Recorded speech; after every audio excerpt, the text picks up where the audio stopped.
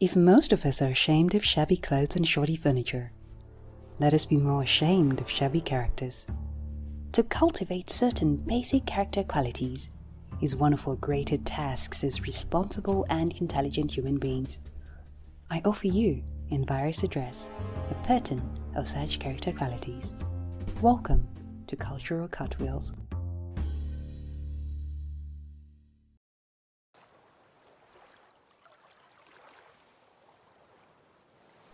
The Golden Rule ranks in history with the greatest pronouncements on the rights of man.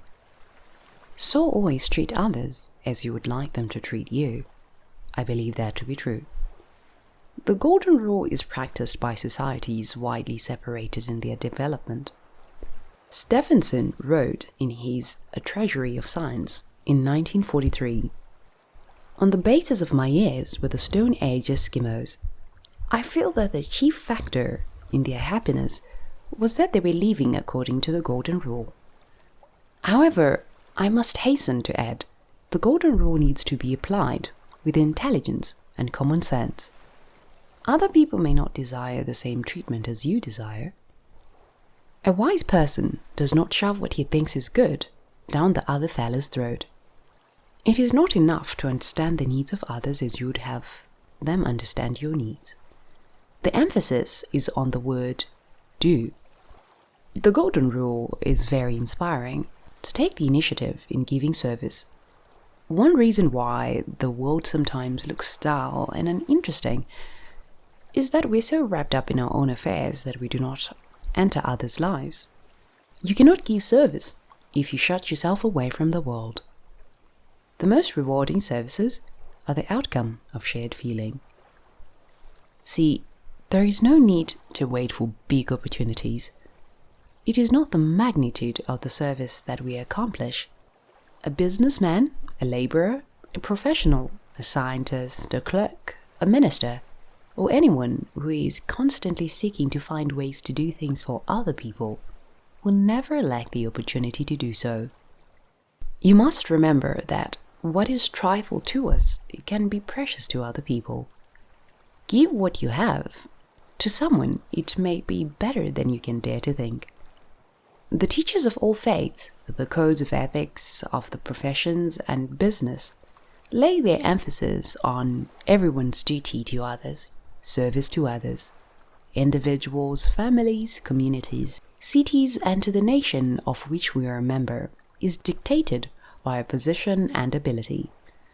Everyone would do his work with as much ability as he possesses, and with the aim to increase that ability as the months and years go by.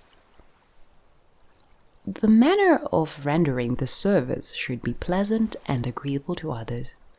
It is a sign that a person has reached a high peak of cultural and intellectual refinement when doing a service that comes naturally to him. Let me mention a simple example.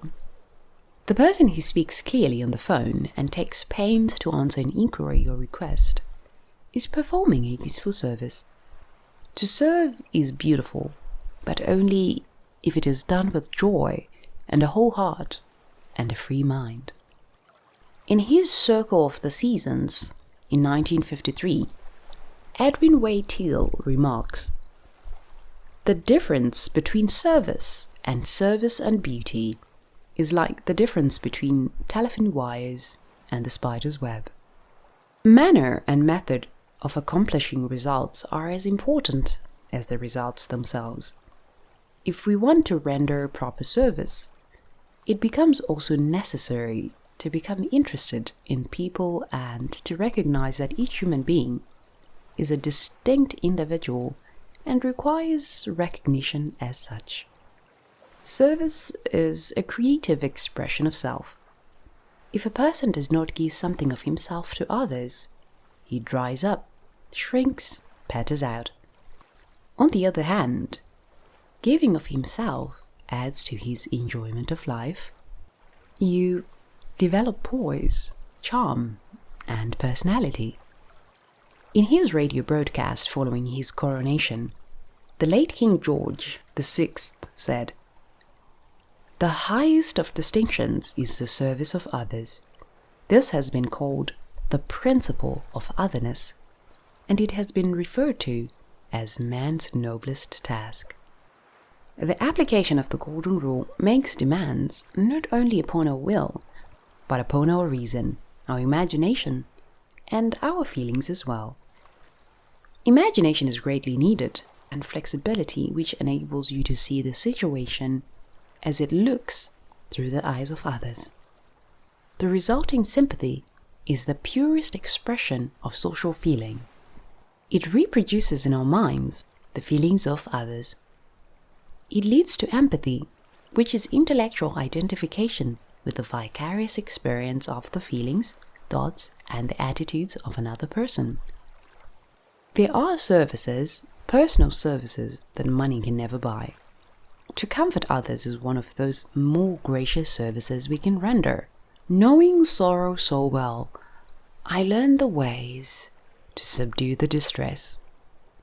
See, if you have a knack for doing something, then that something done for others is something that no one else could do so satisfactorily. There are opportunities open to everyone. The blind and the handicapped, they need friendship. The young brothers and sisters, they need understanding guidance. The aged are hungry for companionship, without which the most sheltered existence is quite barren. A visit and a 5-minute chat is a service beyond price. Personal service is direct and human. Many people are not so self-sustaining, and they're not capable of coping with the obligations which society imposes upon them. Service to such persons can take many forms, reflecting on our talents. Everybody has something to contribute. Some art or skill, ideas, suggestions, some practical gift, or simply arranging things. It could be argued, kindness, compassion, and service can be wasted on the wrong type of person, and the one you help may take undue advantage of your generosity and service. He may even become a threat to you. A Shona proverb imagines such a situation. That is, if you rear a wild cat in a bunch of grass, it will eat your fowls tomorrow. So that may be common sense, but on the other hand, common sense knows that a candle lights others and consumes itself, and those who do not help others need doctors to help them. There are some beautiful and liberating thoughts on this point in question. You often say, I would give, but only to the deserving. The trees in your orchard say, not so, nor the flocks in your pasture. They give that they may live, for to withhold is to perish. Surely, he who is worthy to receive his day and night is worthy of all else from you. And he who deserves to drink from the ocean of life deserves to fill his cup from your little stream, no? Those thoughts are in the spirit of the gospel, which leads to great perfection. Treat others as you would like them to treat you. If you love those who love you, what thanks can you expect? If you do good to those who do good to you, what thanks can you expect? Your Father in heaven causes his sun to rise on bad men as well as on the good, and his rain to fall on honest and dishonest men alike. You must therefore be perfect just as your Father in heaven is perfect.